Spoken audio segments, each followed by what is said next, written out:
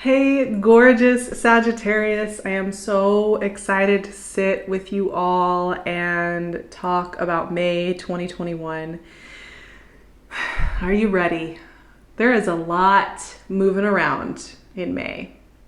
We are starting into some really powerful transits, some really powerful shifts, not least of which is that we move into Gemini season this month, which means we are having a lot of energy in your opposing sign of Gemini, which I like to nickname mirror season. It's just a time to get to see yourself from like the other lens, right? It's a time to reflect and come into like understanding of who you are becoming and how you've grown since Sagittarius season. And of course, with Gemini season this year, we also get a Mercury retrograde in Gemini and an eclipse season that includes a full moon lunar eclipse in your sign. So this is a personal month, I would say, for Sagittarians. Like the energy here is very much tied to you specifically, and it's not it's about your growth. It's about kind of calibrating to where you are now.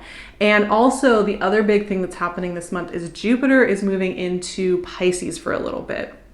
Jupiter will be moving back to Aquarius later this year, and then we'll hang out in Aquarius till basically the end of 2021, and then we will have Jupiter in Pisces. So we're getting a taste of this energy in the coming months. And for you, this is another mutable sign. This is fourth house energy, self-mothering energy, family energy, personal space energy. And Jupiter expands that, right? And this is happening on the 13th. So Jupiter expands a sense of security, beauty, growth, productivity, clarity, joy from that sector that isn't about the big performer on the outside, isn't about who you think you need to be for everybody in your community, everybody in your life, but about who you want to be for yourself. And actually, that's the message that came through for May 2021 for Sagittarius. Being like the message that came through was feeling whole in yourself, feeling your joyful, playful, fun, optimistic self, but not as a performance for other people, not as a service that you feel you have to provide for everyone around you and the people you love, but as something you provide for yourself. And I think that's a really subtle difference, right? Like I think we think we're doing it. And we might be doing it partially, we might be somewhat good at it, but we may also be, it gets inundated with also how we want to be for others, how we want to perform for others, the person we think we need to be, the Sag we think we need to be, the Sag you think you need to be, right? And this is a practice that's ongoing. It's, I find that I'm working on this practice every year of my life. It doesn't go away. It does get easier as we practice it, but it is an ongoing practice. And it's one that's coming up as a theme for this eclipse season, for this Gemini season, for this Mercury retrograde, for the energies that are moving through. Are you finding that this is a time of reimagining who you are in relationship to yourself and therefore in relationship to the world? And it's free reign. That's what I love about the message that came through for me, Sagittarius, is like I've been talking about recently, even though the south node of the moon is in Sagittarius, right? So culturally, when you're talking about nodes on the macro scale, most people are having to learn to be here in the present moment, think in details, not worry about big travel, big plans, big philosophical things. And I've been saying, like, we don't want to leave behind the Jupiterian, Sagittarian beauty of envisioning in that way. And it's okay to bring it about, still be working with that magic. It's not negated, it's not empty. But like this month is the perfect example of how we're being asked to harness that energy and play with it and reimagine who we are from the inside out. Right. And this to me is so essential because I think sometimes when we come back to essential messages, we think they are too simple, so we skim over them. I know I do this all the time. I'll be like, I've already done that. Like, it's fine. But when I really ask, have I let myself reimagine who I am now? With everything I've learned in the last year, with everything I've learned in the last 6 months, am I letting myself really really connect with who I am now, really be joyful, creative, playful, curious in the way that I am now. And this is a wonderful month to let yourself do just that. There is no reason you need to define yourself. Page of Wands. Oh yeah, I love that. It's so perfect for Sagittarius. Let's just take a moment to appreciate that the Page of Wands is here with us. Yes, I love it. I love it, you guys. I think, you know, there's been a lot of stress last year or so. 8 of Swords. All right, you can work with that. And it can start to define how you think of yourself as fun or playful, or even just, I don't know. I'm not trying to put pressure on you that you have to think of yourself in those terms either. I don't know. Maybe you have new ways you want to define what your essence, your energy, your inner being feels like to engage with. 9 of Cups. But it's easy to start to be like, well, I'm kind of a serious person now. Or, oh, well, you know, it's a little selfish for me to want to be childlike in my joy and my curiosity. And the Tower. The Tower came out for Gemini too. And I think this is really interesting. Eclipse season does affect both you and Gemini specifically this year, right? Like, because we have the North Node in Gemini, South Node in Sagittarius. Eclipses happen in these signs. So every time we get into Gemini and Sagittarius season, it's like major, it's a time to really take stock and get honest with yourself and make sure you're not imprisoning yourself in anything that doesn't function well for you. And that's basically at the heart of it what it is. You know, it's no more complex than that. It's no scarier than that. It really depends on how much you've been resisting yourself and your inner calling, how much that feels scary or overwhelming, or, you know, pretty much like you've been expecting it and you've been growing into it. So everybody's going to feel that differently. But this is a time, I keep trying to come back to the main message before we get into the journey that we have in the cards here. It's just a chance for you to play. No assumptions about who you've been, no assumptions about who you think you need to be, no assumptions about how experiences you've just had have to make you a certain way. Just being open to the fun, the playfulness, the imagination that comes with getting to define yourself right here, right now, in this month of May. What do you want that to be for you? Because you're totally allowed to rewrite it, to engage with different parts of yourself. I was just thinking about how we can activate different parts of our skills, our curiosities, kind of the way we would activate a muscle when we work out. You know, sometimes our connections to certain muscles, mental muscle connections, need like a little boost. We need to focus on them. What do you want to focus on within your beingness? Now let's talk about these cards, because we got a lot going on, right? We start with Page of Wands, which is a very playful energy. Speaking of playful energy, curious, willing to go in there, try it out, see what happens, forge ahead, not really overthink things, play, show up and see what happens. And to me, that is a quintessential Sagittarian energy. It's one of the things I love about Sagittarian energy as an energetic presence, and also as many Sages are. Just kind of, let's see what happens. I don't know. Love it. So there's this curiosity that starts the month off, which I really love, and it's Taurus season, so this is a great time to think about how your daily routines and habits are serving you. A really great time to just tweak those a little bit, play with them, feel through them, shift up your rituals, your routines a little bit. And there's this boldness that comes with Page of Wands. So something's being broken open here, right? New adventure, new ideas, new creative sparks being lit. You know, and creative journey, being vulnerable with ourselves, following our soul's calling is a vulnerable place to be. And I love that. But it does mean that the warrior, the inner dictator, the inner master, not master, no, it's a warrior, it's a dictator, it's a kind of like a very rigid, stressed out part of ourselves, likes to pop up when we're being vulnerable. And there's the 8 of Swords. it's a little scary, right? To face into how we've changed, to face into how we want to grow, into who we're becoming next. And you know, it's so funny too, we can have all the intentions in the world of being at peace with a process, going with the flow, just trusting that things are going to work out for us. And that can seem like a really great idea when maybe we're having a week where we don't have a lot of drama or we don't have a lot of big questions coming up.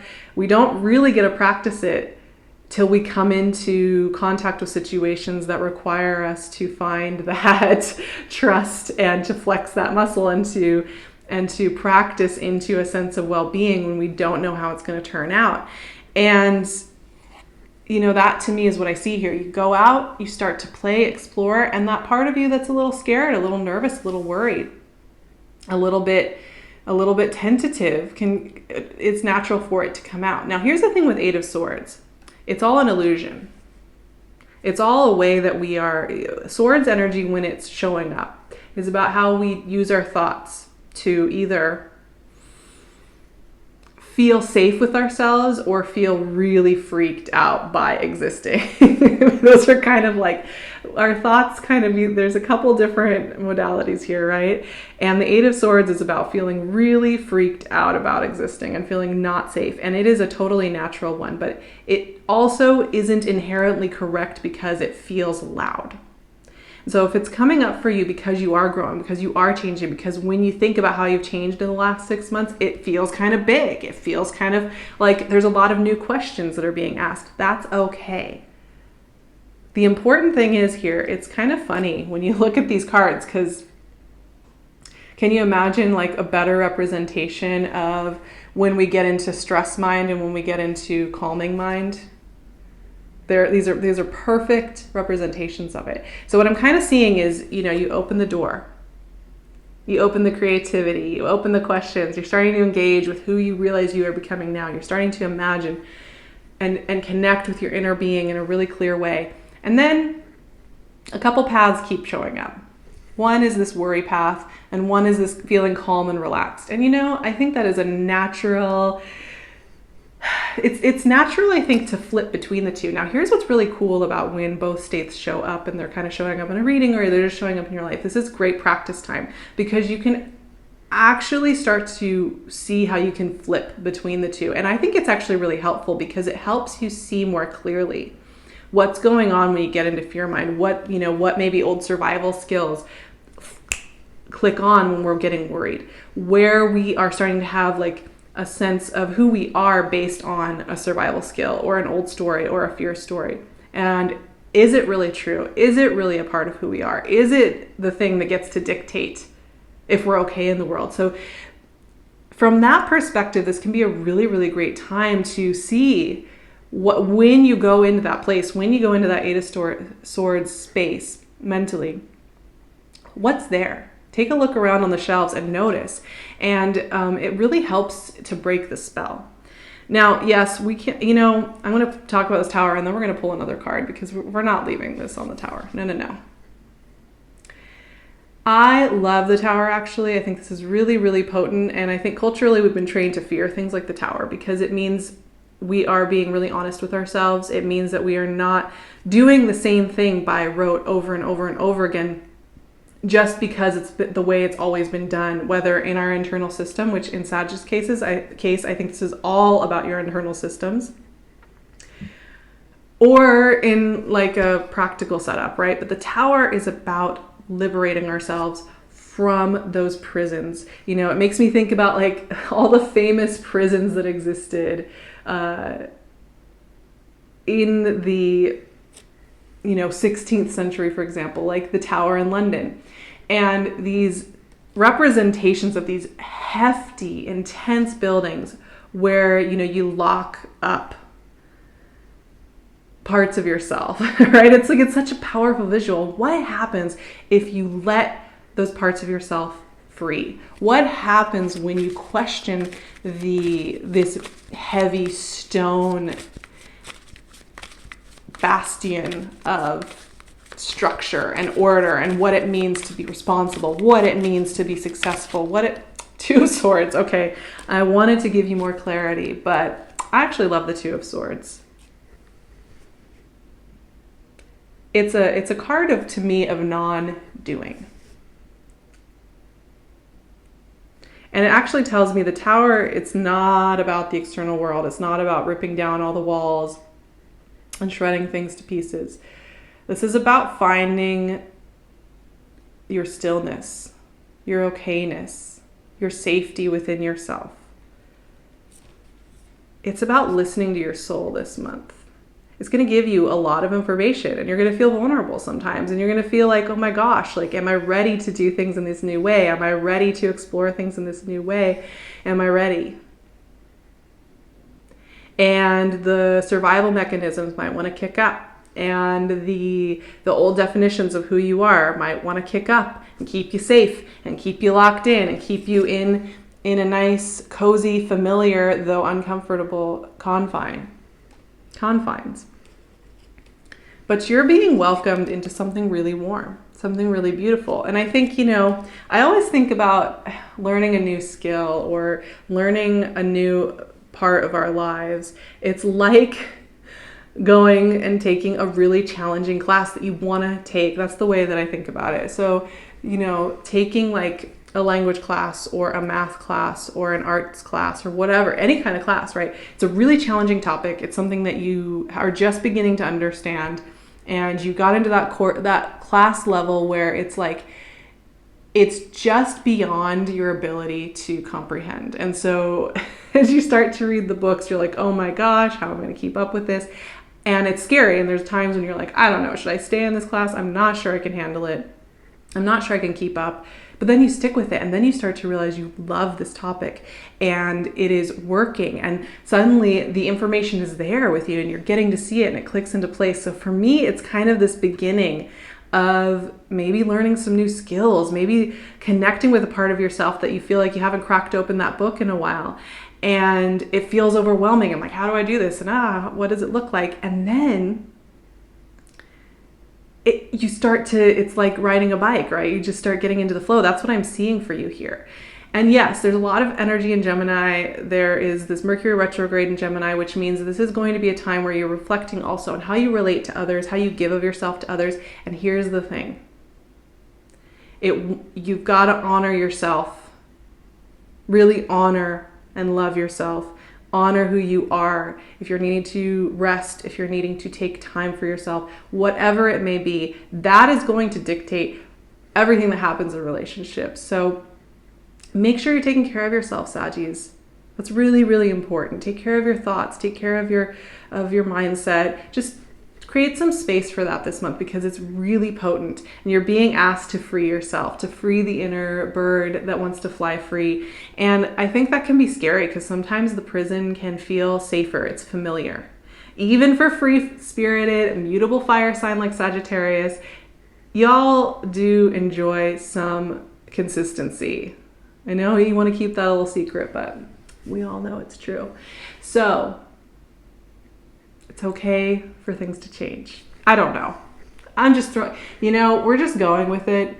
I've been thinking about my own performances, and am I performing for people? Obviously, we're all performing for people at some level, but I'm just trying my best to relax into the space that I create here with you and just see what comes out of my mouth and just be as dorky as I can possibly be. And who knows if I accomplish that, but I know that I'm here with myself. So I'm writing this right along with you, my friends. I would love to see you on Patreon. We're going to be covering this Jupiter and Pisces situation, Mercury retrograde in Gemini, all the outer planet retrogrades that are coming up these coming months. We're going to do a lot of fun activations for Eclipse Season 2. I would love to see you on my Patreon, truly. I'd also love to see you here because we're going to be doing some really fun chats about astrology, about tarot, about how I work with these and all of that on this channel. So please like, subscribe, hang out with me. I'm going to leave all the goodies in the description box so you know where to find me. You can also find PinkLune's gorgeous jewelry in her Etsy shop as usual. And I will see you all in June for more of this powerful eclipse season and Gemini season. I love you guys so much. You know I do.